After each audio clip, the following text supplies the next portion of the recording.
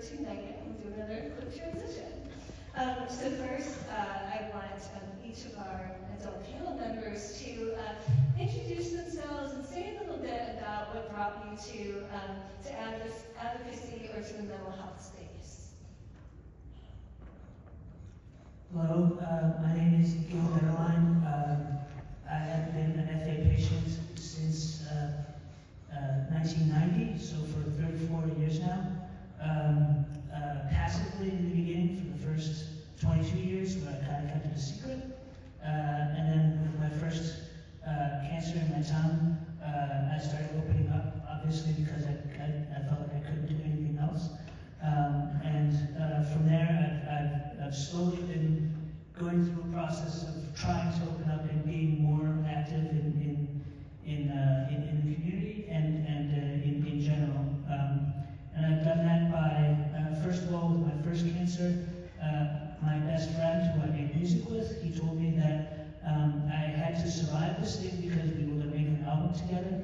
And I said, okay, that's something I can hold on to, latch on to, and so that's what we did. 7 years later, the album finally came. And then, of course, there I was out there. What was I going to do other than be public about my situation? So that's kind of how that developed. I'm Dennis Sherrill. I'm from Middle Georgia, and it's a rural area that I actually come from. My wife and I live there. So I was diagnosed a little later in life at actually 45 years old. So I'm 50 years old now. So I actually got a crash course on having FA. I had no idea, and so just very thankful for all of the resources and all of those who care about our journeys. And but regards to my journey, I actually had to go to the Fanconi Center of Excellence, so to find adequate treatment. In the journey, I actually discovered that there are a lot of people that are in similar situations to me as far as not having access to adequate care, just because there is such a big information void. So that's been my heart now, to find out more about how I can help and how I can be an advocate for others. So I'm Jocelyn. I was diagnosed at 16, and when I was diagnosed, my doctors were really adamant about getting me a therapist, which I really am thankful for, because it's not often listed as important as get your, endocrinologist, get your dermatologist. It's not like stick with your therapy, please. But we talked about everything but my disease, and it got me through high school. And then I fell off for a while. And then when I started getting my big bumps and I started having really tough relationship problems because of my condition, I needed help. I didn't know who to talk to. I didn't have anybody who I knew had FA, so I didn't have any peers to talk to. My mom was like, stay the hell off Google. It's so bad on there. And so I got back into finding a therapist, and that took a very long time. It wasn't until I had a therapist who had cancer themselves that I didn't stick with therapy. And that's kind of what I got into. And I joined the FCF community when I was in my early 20s. It was Amy's last adult meeting and my first, and she really pulled me into the community. Everybody's stories just shook me to my core and gave me hope, gave me different things that I really wanted, and showed me that people can have partners, people can have all these things that I thought I probably wasn't going to get because of my current experiences that I had endured. So that's what really brought me into the community. Best thing ever. So now I would like to turn to our first question, which is really kind of about your connection to what was just presented. And that really is, so two of you were on the advisory board in shaping this research. And Gil, you have gotten involved more recently and are working as an advocate to advise other research. So all three of you, have chosen to engage in advising research. And I would love for you to say what made you interested in doing that, and what your experience was like. Anything that you learned or found particularly meaningful. I've always been very interested in the psychosocial aspect of this whole way of being, this whole life.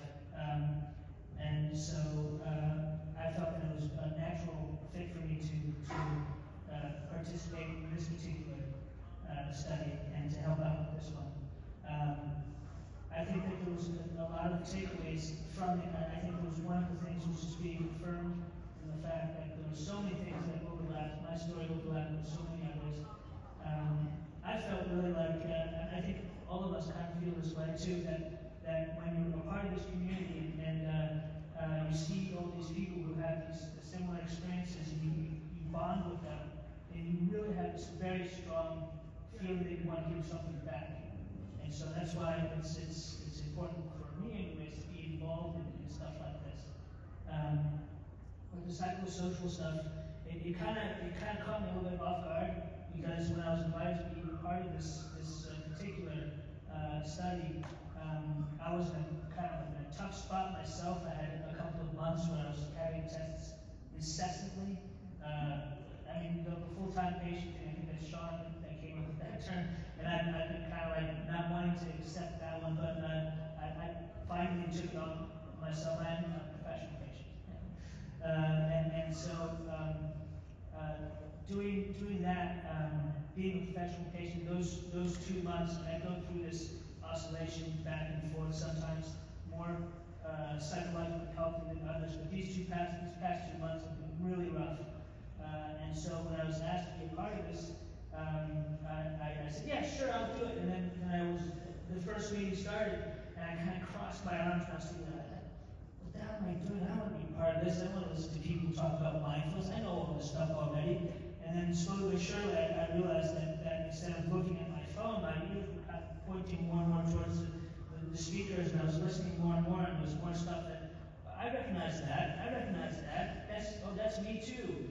And it was like words like reframing and toxic positivity, and these were things that I could really relate to. And I think that one of the greatest paradoxes in my life is that fear of death and the gratitude towards life go hand in hand. And one of the things that was said in one of the meetings, that these two things can coincide. And that was something that was very positive for me to take away from that particular session. That's really profound. I think it reflects many of the experiences of people we've interviewed too. Thank you. I was also kind of hesitant as well to participate, but I was looking for other ways to give back to the community, and I thought this would be a good opportunity to give back. Because just in my conversations with others, everyone, like you had mentioned, shared a similar story about maybe not being acknowledged, or maybe falling through the cracks, or not maybe understanding how to verbalize what they were going through at the time. So I'm happy that FCF is actually expanding advocacy through programs like Living Proof, and they're actually able to help us to more verbalize our feelings and what we're going through. So the social research actually told me what it meant to me as an individual was I had a lot that I needed to process as well. I was thinking, okay, I'm going to help others, and I'm going to be a voice for others, but I'm thinking, okay, physician, you need to heal yourself first before you start endeavoring to heal the world. So that was one thing I learned about just having being able to process. So as we started the journey, I was able to take inventory and have terminology that applied to the different things that I was experiencing. And then I thought, okay, this is actually awesome because it's not just me going through it. It seems to be all of us on a similar journey. We're going through the same things concurrently. So I was the opposite. I was like, ooh, get me in, let's go. I had recognized the doctors on the advisory board that were going to be facilitating this, and when I was transplanted in Minnesota, I was transplanted on the adult side, which is not as common as many people think, or I guess we know that. And in that side, the only support that really they gave me was, okay, we're gonna go to the gym, which was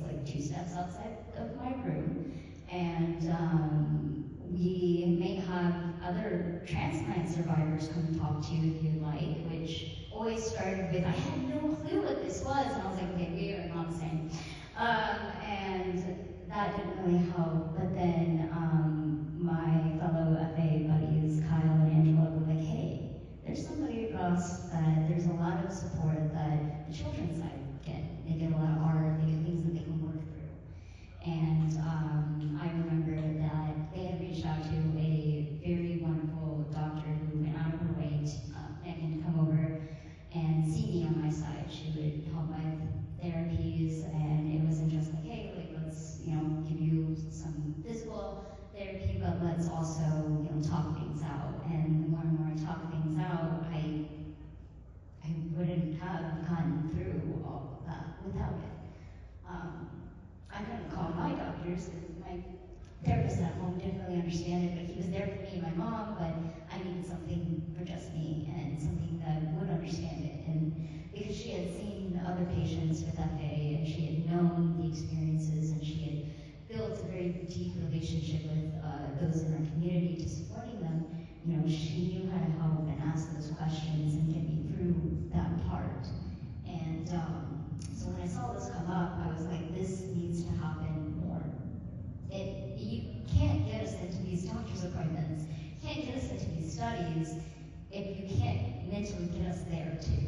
And it's not a conversation that's happened often. And in most of my care where I've moved a lot, so I've had to move my care around, and are you seeing a therapist is not a question that happens in the doctor's office, in any of my doctor's office, even if they're giving me a very terrifying scan. It's not, are you seeking mental health to get through this as well, so that you do want to come back and get the screenings done, you do want to come back and get the treatment, because when I'm not doing good, I don't want to go in for treatment, because that's just one more problem that I don't have the strength for. And so when that opportunity came up where I could advocate and get more individuals to see that this was an important thing for us, and if we did this, we could feel better, we could do better, and that was an important conversation. For those of you who are in the room, and those of you who are in the room, thank you for being here. It means a lot. I thought that was important, which is why I was 110% in. Came into an interest in psychosocial topics, either very enthusiastically, like Jasmine, or kind of reluctantly, because FA kind of dragged you into it, right? But I appreciate that your really powerful words about how this is so important to talk about. And as we talk about this, it gets easier, and the support and interventions get better. I want to bring Megan up. I actually wonder if we should just open it up for questions from the audience so that we can make sure we have time for that back and forth given where we're at versus asking the last couple of questions we have prepared. What do you think? That sounds good to me. I do want to say that before we open it up to the audience, I want to ask the three adults if there is any burning thing that you wanted to say that you want this lovely audience to hear. I'm on quite a bit of medicine. Some still on prednisone. I've been on for 4 years. Hydrocortisone, gabapentin, and a long list of different medications, painkillers, tramadol. And one of the things that I personally put on my own medicine list was all these, like, writing and making music and all these things that I kind of see as my kind of way of practicing mindfulness. And I feel like that there's no doctor that would put those things on my medicine list, would think, I may make this medicine list for me, and none of those things are on there, but maybe they should be.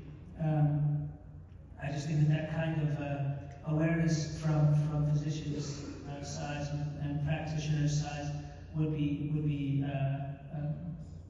great. What a cool idea. And Megan and I have been having some conversations around, like, maybe someday we can create maps or images, right, that can show all the different aspects of your care and what helps you be, a whole human. And so that would include your, biomedical medications. That would also include music and art and whatever else. Very cool.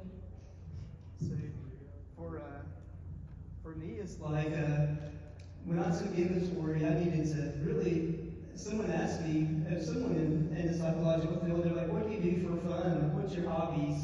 I was like, I really don't know. So after being vested in the study and learning more about it, I actually found a few hobbies and things that are very beneficial for mental health. And it's like, really, I didn't have any idea that everything was so interconnected like it is. So, like you mentioned, the medications and things, like, we have this, but we were more likely to be treated physically than we were to be treated mentally or emotionally by far. It's like, if that was even an issue at all. So things like this are really bringing things to the forefront and just showing the importance of it. The only thing I want to add to the last thing I said was one thing I had noticed in this meeting in particular is there has been a lot of themes around our mental health and how it is impacting, and those people who have brought that into their research, who brought that into their practice, I just want to give you a big hug. I'll be out there waiting for you. But thank you, really, really thank you. For being here, for sharing, for enlightening also those of us who are doing research a little bit from a distance. It's really important for us to see the impact and the importance of what we do. I have a question about the fact that what you're saying is that you need therapists to help, and you need that to be factored into the care, but the therapists sometimes are not ready for it. And it reminds me of the fact that you're saying that sometimes the diagnosis is not there, it's not easy because you're seeing people who are not familiar with the FA. And so I'm wondering, what does it take? And maybe it's already something that people are thinking about, but what does it take to form and to really start pushing towards training a number of therapists that can help and have the idea of what needs to be done and they have the experience. And if maybe at this point, after COVID and Zoom becoming part of our lives, there's also some opportunities for telehealth and for other ways of networking with people that have the experience and that can become more accessible and trained well and being effective in helping more people and helping the community. And so I don't know if there's any effort or any research that goes into training the right experts. Like for a bone marrow transplant, it was like responsive.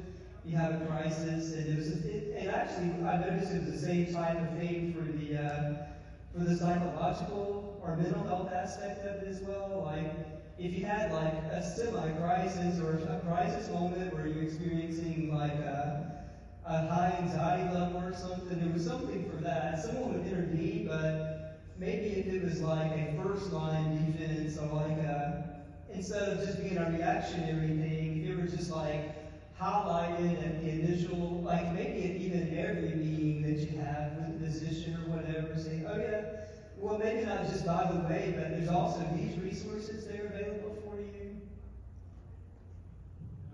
I kind of felt bad. My doctors had a really hard time understanding when I would tell them that I was having a hard time psychologically. I would repeat myself several times, and it would kind of, it wouldn't really solicit a response, it seemed like. So I would have to be extremely poignant, and that would be like on me to do that. Instead of him looking at me, or her looking at me and saying, you need help, I can tell. And that just, it didn't happen.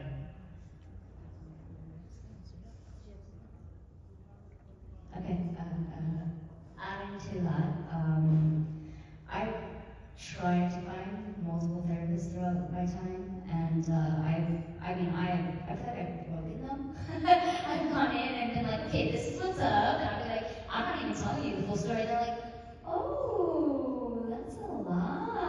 I'm like, yeah, that's why I'm here. It is a lot. And it is very difficult to find a therapist who is very great and very complex. Because it's not just our parts, it's not just the FA part. Like, you also got to deal with the fact that we are humans, and that is also a shit show. It's a bad show.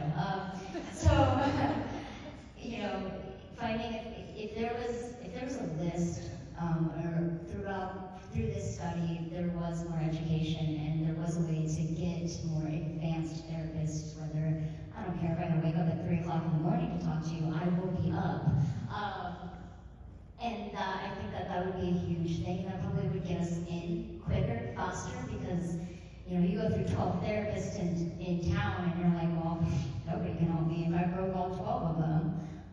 So I think that if something like that, like a list or practice and more awareness that complex therapy, that very long-term, lifelong complex therapy that will only get more complicated. If those people were armed with that and we knew who those people were, I feel like we would all flock to them. They'd have every patient on the list to them. So it is very difficult to find a therapist that you connect with and access right now to therapy is really hard. But yet I listen to your stories and you guys are so strong and your attitudes are amazing. So what have you done, I would love to hear, that you have been through really, really hard things and yet you do have this like post-traumatic growth about you or this great attitude? How did you acquire that? Any thoughts or tips on? I actually, like I said, I took inventory and then I started leaning heavily on the things that were important to me. Like, for my life, it's like, it's really not an encounter crisis, but not a crisis of that magnitude. I said, I'm going to start leaning on things that I know are important to me, like my faith and my family. And then I was actually going to take more practical measures, like I told everybody that I encountered that I got a dog. I got a puppy. The puppy really helped me through the hard times. So that was the one thing that I was disobedient to the transplant team. They said, do not get a puppy under any circumstances. That was the first thing I did, but it was beneficial in a lot of ways.